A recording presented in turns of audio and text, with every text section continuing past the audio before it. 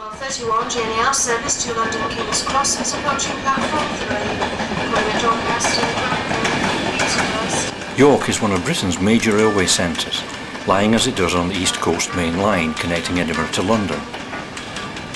Modern trains are powered by electricity, but this station used to throb to the sounds of steam, and across the road at the National Railway Museum you can relive the days when Britain had a railway system to be proud of.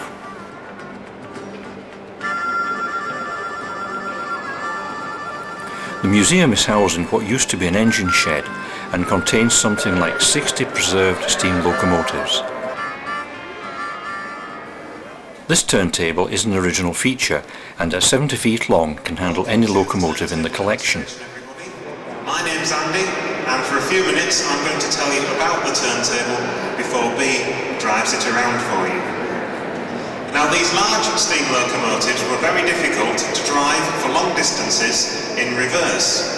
So railway companies used turntables to ensure they could always get the locomotive facing forwards, chimney first. Okay, now the bolt's been released, we can turn the electric motor on, and we're going to do one complete rotation.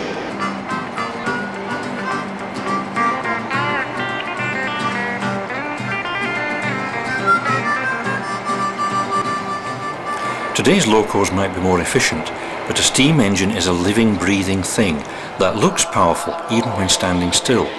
And who can fail to be impressed by the sheer scale of these fine examples of engineering and craftsmanship?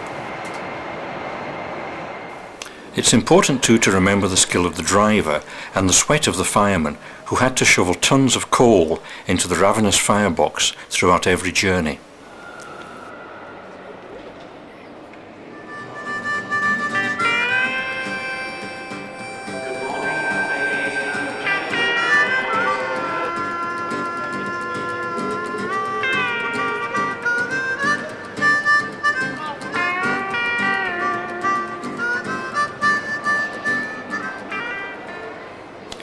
The museum is home to this replica of Rocket. The original locomotive was built in 1829 by the great railway pioneers George and Robert Stephenson and revolutionised steam traction in its day.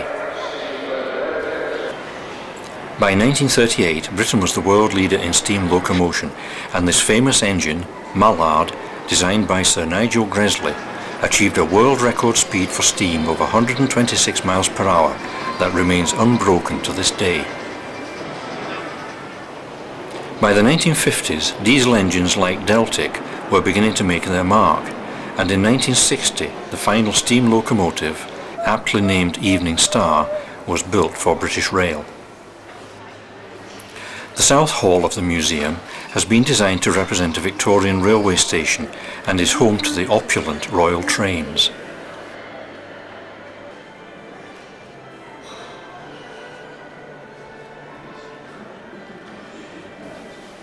Queen Victoria's train was built in 1869 and is exhibited with interiors as they were following a refurbishment in 1895.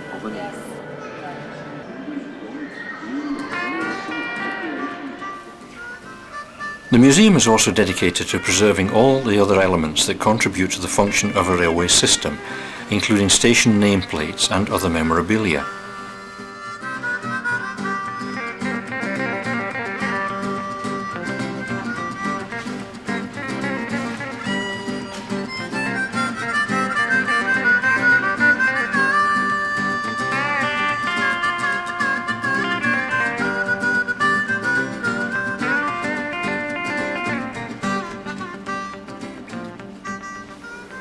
Restoration is an important function of the museum, and visitors can view work in progress in the adjacent workshops.